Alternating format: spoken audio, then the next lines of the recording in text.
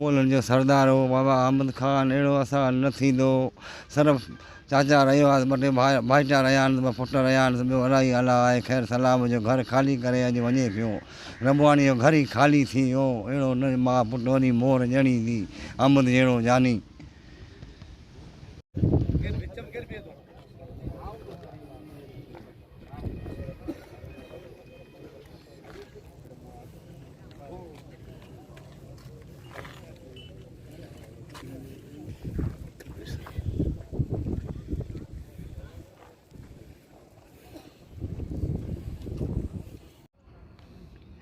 सही अहमद गबोल जो विछोड़ो यकीनन गबोल برادری सां गॾोगॾु मां सम्झां थो त तव्हांजे डिस्ट्रिक्ट मलीर जे लाइ ख़ासि तौरु रज़ाक़ाबाद पिपरी ऐं गगघर जे लाइ हिकिड़ो वॾो सानियो आहे। तव्हां कीअं था सम्झो? अहमद गबोल हिकु नाइस माण्हू हुयो ऐं अवामी ख़िदमत कंदड़ माण्हू हुयो ऐं हर ज़बान ऐं हर तबिके जे माण्हू सां हुनजी उथण वेहण हुयो ऐं असां हिकिड़े वॾे असासे खां महरूम थी विया आहियूं ऐं वॾो अफ़सोस थी वियो आहे। बाक़ी अल्लाह खे जेके मंज़ूर आहे उहो थिए। महिरबानी। सही अहमद गबोल जे विछोड़े ते तव्हां जा तासुरात छा आहिनि? साईं ॻाल्हि इहा आहे त अहमद गबोल बिरादरी जो हिकिड़ो सिर्फ़ु गबोल न हो, बल्कि यूसी पिपरी ऐं रज़ाक़ाबाद जो हिकिड़ो असांजे लाइ करे ईअं सम्झूं था त हीरो हुयो जेको अॼु असांखां विछड़ी वियो आहे। बहरहाल हिन ध्यान में सभिनी खे हलणो ई आहे। वधीक असां हिन जे लाइ कंहिं खम्स नथा ॾेई सघूं, छो जो सॉरी अलाह उन जी वॾी इज़त कई सियासी मक़ाम में हेॾा वॾा हिकिड़ो सरमाया हो गबोल बिरादरी जो चङो पंहिंजे राज जो। वॾो ॾुख थियो आहे, वॾो हिकिड़ो खाल आहे जेको भरिजी कोन सघंदो। अलाह हुनखे जन्नतुल फ़िरदौस में जॻह अता फ़रमाए। आमीन। सही हींअर असां कब्रिस्तान में वेठा आहियूं। अहमद जेको असां सभिनी जो दोस्त हुयो, हिकिड़ो महिरबानी, विछड़ी वियो असांखां। तव्हां छा चवंदा साईं?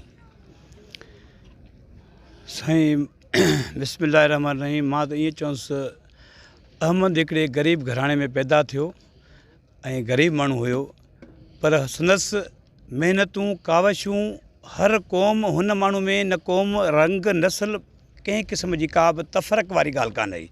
हर माण्हू सां ॾुखाईंदड़, हर ॾुख में शरीक थींदड़, हर ग़रीब माण्हू जी मदद कंदड़, हर इस्पताल पहुचंदड़, हर मैयत ते पहुचंदड़, उहो अहिड़े क़िस्म जो माण्हू हो। फलाही बहबूदी जा कम जेकॾहिं अगरि ॻणियूं त मुंहिंजे ख़्याल में शाह टाउन में थकिजी पऊं। एतिरे क़िस्म जा कब्रिस्तान में दीवारूं ॾियारणु, कब्रिस्तान खे सिंगारणु ऐं उन सां गॾोगॾु रोड रस्ता, अॼु जेकॾहिं सेवरेज सिस्टम ऐं अॼु जेकॾहिं पाणी जो निज़ाम आहे त इहो अहमद गबोल मरहूम जी महिरबानी सां आहे। ऐं शाह टाउन जेकॾहिं ज़िंदा माण्हू जेकॾहिं जो पाणी पी जेके दुआ कनि था त शायदि अहमद गबोल खे था कनि, ॿिए कंहिंखे नथा कनि। पर अहमद गबोल सां शायदि पंहिंजे पार्टी वारनि न निभायो। जॾहिं ॾुखे टाइम में अहमद पाण आयो, हर अहमद गबोल मरहूम हर माण्हू जी, हर रंग नस्ल वारे जी उते तफ़रक वारी ॻाल्हि कान्हे की उते पहुतो।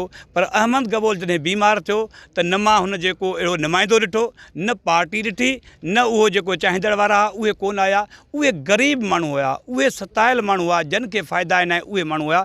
पर पार्टी वारनि हुन सां कंहिं बि न निभायो। मूंखे इन जो एॾो अफ़सोसु आहे, शायदि मां दिलि शिकनो थी वियो आहियां त हीअ पार्टी छाजे लाइ। हिन सां त हे क़ौम जी ख़िदमत जेके असां कयूं था, ग़रीब माण्हुनि जी ख़िदमत था कयूं, त इहा वधीक बहितर आहे। पार्टियुनि में कुझु कोन्हे। अॼु जेकॾहिं पार्टी जी ॻाल्हि कजे आहे त अॼु अहमद गबोल वटि उन मक़दार में उहे झंडा नज़र अचनि हा जो मां सम्झां थो सोचे न सघजनि। बहरहाल मां इहो चवंदुसि हुनजी अल्लाह साईं हुनजी मग़फ़िरत करे ऐं अल्लाह हुनखे जन्नतुल फ़िरदौस में जॻह 5 ॿारनि 14 मासूमनि जे सदके हुनजी बख़्शिश करे। अल्लाह जो हबीब कंदो, सभई तमामु मोमिन मुस्लमान सभई हुनखे दुआ कनि। बहरहाल मां इहो चवंदुसि अहमद गबोल जो हितों जो विछोड़ो हिन ग़रीब माण्हू जे लाइ हिकिड़ो वॾो सानियो आहे। इन ख़ाल खे शायदि असां पूरो न करे सघंदासीं। अॻ में अदा हुसैन वियो, असां चयोसीं आहे अञा पोइ, अदा अमीर वियो, असां चयोसीं अञा आहे। पर अहमद गबोल सभिनी शयुनि खे पूरो करे वियो। पर अहमद गबोल जो मां कंहिं में इहा सदाकत नथो ॾिसां, न इहा सोच ॾिसां थो, न अहिड़ो विलविलो ॾिसां थो, न अहिड़ो जज़्बो ॾिसां थो जेको अहमद गबोल जो ख़ाल पूरो करे सघे। हे ख़ाल इलाही अरसे ताईं रहंदो, ख़ुदा कंहिंखे हिमत ॾिए। पर अहमद गबोल जो विछोड़ो मामूली ॻाल्हि न आहे। मां अहिड़ो कोन थी सघंदो, अहिड़ो न थी सघंदो जे खैरपुर काल थिए त खैरपुर पहुचे, उहो अहिड़ो माण्हू हुयो। अल्लाह हुनखे जन्नतुल फिरदौस में जेको मुंहिंजा व्यूज़ इहे आहिनि। अल्लाह हुनजी बख़्शिश करे। तमामु ग़रीबनि जूं दुआऊं, तमामु हदो ख़ैन जूं दुआऊं इन अहमद मरहूम सां गॾु आहिनि। अल्लाह हुनजी बख़्शिश कंदो। बाक़ी हे ख़ाल असांखां न पूरो थी सघंदो, चाहे केॾा वॾेरा अचनि, केॾा हिते सियासतदान अचनि, पर अहमद गबोल जो असांखां इहो ख़ाल पूरो न थी सघंदो। वॾी महिरबानी, अल्लाह हुनखे जन्नतुल फिरदौस में जॻह ॾिए।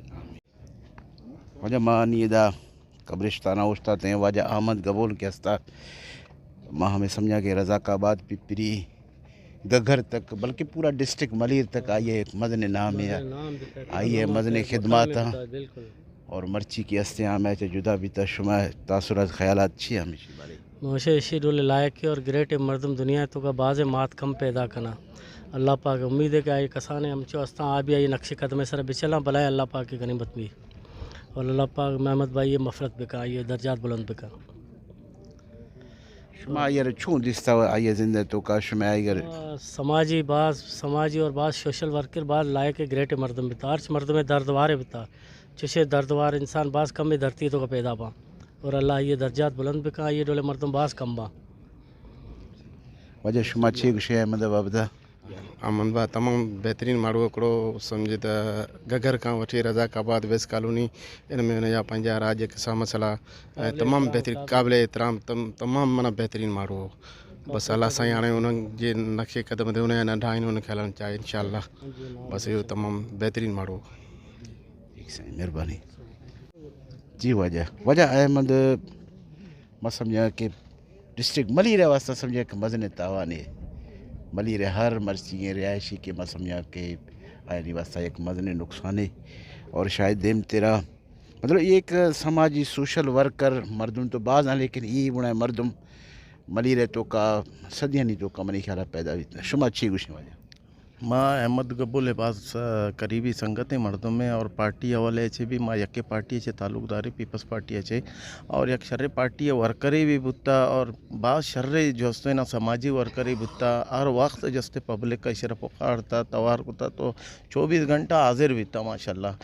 जो कोई भी मसला मसाइल बीता मर्दमानी माँ तो हमें समझा तो आई है वो बिरादरी है तो बिरादरी भी खिदमत आई है खिदमत बाज़ माशाल्लाह ते बिरादरी भी मई कला तंजीम है जोस्ते सरबरा बिता माशाल्लाह शर्री जोस्ते चाहिए बिता जिम्मेदारी बिता बाकी पार्टी हवाले से भी बाज़ आई खिदमत पीपल्स पार्टी हवाले से और जोसे समाजी हैसियत तो माशा अमिचो गोश्त कने तारीफ कुत कने कम में और माँ हमें समझा कि मैं धरती जोस्ते एक शर्रे सपूत या मर्ची महरूम बुता बात शर्रे संगते बात शर्रे पेते बुता शर्रे बिराते बुता माशाल्लाह शर्रे संगते बुता बाज़ लायक मर्द में अहमद डोले मर्दम पैदा बुतना का बिल्कुल। वजह अहमद गबोल है बाबत शुमा अच्छी गुशी अहमद गबोल जो नबता मैं चौकुबता और कसानी जे मन शेरा संभालता पिता सिर्फ पैदा को था संभालता मन मनी किराए सिकता मनी किरा और तौर बता और मलीर ज़िले तो का इसी डोला बचक नबी दिगे और शरे बचक कुत्ता शपा शेर आवाज़ कुत्ता के शपा रास्ता रोचा गुश्ता रोचा रास्ता समझो ये वानी माज मलीर वाला मर्दम बा मरूम इसी तो चे बस आखिरी मर्दम मैं कर शुता है देखिए बस अल्लाह शेरा जन्नत नसीब का माँ हमें दुआ करनी पुश्त वाले न सब्र अदा बस हमेशा मेहरबानी। अस्सलाम वालेकुम सरम अहमद गबोल के मैयत पे आए हैं कुरंगी चकरा गोट से आए हैं और ये नहीं कि पीपल्स पार्टी में थे ये नहीं कि अपने बरादरी में सिर्फ उनका वाह था काफ़ी कौमों में काफ़ी घरों में उनके दिलों में आवाज़ थी दिलों में जगह थी। असलम गबोल अहमद गबोल असलम गबोल जैसे उनके साथी थे और काफ़ी नबील गबोल सारे उनके रहनुमाए थे और पीपल्स पार्टी में काफ़ी काम लाइट बिजली गैस पानी ये नहीं कि सिर्फ अपनी बिरादरी को काफ़ी लोगों को गरीबों को उनने मदद दी और बगैर कोई लालच के कोई ऐसी कोई उनकी लालच नहीं थी। पूरे मलीर ज़िले में ये नहीं कि देखें आप कोई भी पार्टी वाला आया हुआ हो जहाँ कोई लीडर आया हुआ है ये पूरी आवाम है गरीब आवाम है ये नहीं कि सिर्फ बिरादरी के हैं आप खुद देख लें बगैर बिरादरी के भी आए हैं लोग उनके दिलों उनके लिए दुआ करें और उनको जन्नत अल्लाह नसीब करें। अच्छा पीपल्स पार्टी की तरफ से कोई आया हुआ है कोई सीनियर शख्स हाजी साहब आए हैं बाकी कोई ऐसा लीडर नहीं आया ये आए हैं ठीक है। हमारे ये समझो हमारे नज़दीक ऐसे भी भाई हैं, मगर जो बड़े लीडरों से कोई भी नहीं आया, कोई जितनी इसकी जफाकशी थी पीपल्स पार्टी के लिए वो ऐसे नहीं हुआ। मतलब कोई बहैसियत पड़ोसी मलीर के हवाले से ये लोग आए। 1 महीने से ये बंदा अस्पताल में था, मगर कोई भी लीडर से कोई भी बंदा नहीं आया।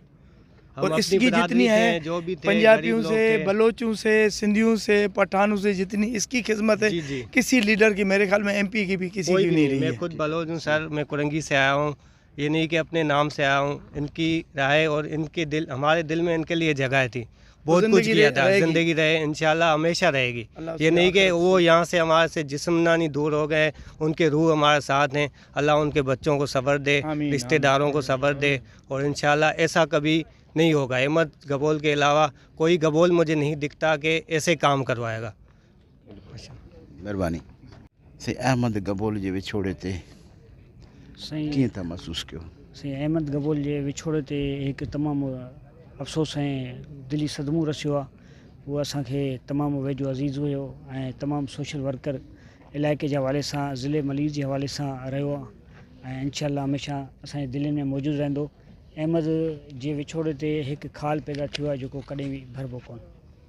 अहमद हमेशह यादि रहंदो। अल्लाह उनखे जन्नतुल फिरदौस में आला मुक़ाम अता करे ऐं उनजे पोइनि खे सब्र जमील अता करे। आमीन। 20 सालनि जो असांजो दोस्त पहिरीं प्यारो अहमद गबोल जेको अनमोल हीरो हिन वक़्तु वफ़ात करियो आहे। हू जिगर जे मुब्तला में डाउ हॉस्पिटल में असां दोस्तनि गॾिजी करे उनखे एडमिट करायो। उन जी पगवा नबील गबोल खां वठी करे पीपल्स पार्टी जी क़यादत ताईं असांखे एॾी ॾुख ऐं तकलीफ़ दर्द जेको आहे असां हिन में बर्दाश्त नथा उन करे सघूं। या पीपल्स पार्टी जी क़यादत जेकी आहे जंहिं हिन वीचारे परवेज़ मुशरफ़ जे दौर में मुहाॾो अटकाए करे पीपल्स पार्टी जो नाइब नाज़िम रहियो ऐं उन लाइ ही छा पीपल्स पार्टी जी क़यादत मरी चुकी या पगवा मरी चुकी हुई? चवां त हुन जी कहिड़ी हेल्प कयूं? छा सिर्फ़ु हिन जी मैयत अचण लाइ? असां मुर्दा परस्त बलोच ऐं सिंधी क़ौम जेके असीं मुर्दा परस्त क़ौम आहियूं, जहिड़े इंसान जो क़दुरु कोन कयूं ऐं जेकॾहिं उहो वफ़ात करे वञे उन लाइ धाड़ घोड़ा कयूं। ऐं अॼु क़ब्रिस्तान में इन लाइ सच लफ़्ज़ मूंखां नथा निकिरी सघनि। असांजो विछोड़ो हिन वक़्तु असांखां बर्दाश्त हुनजो नथो थी सघे।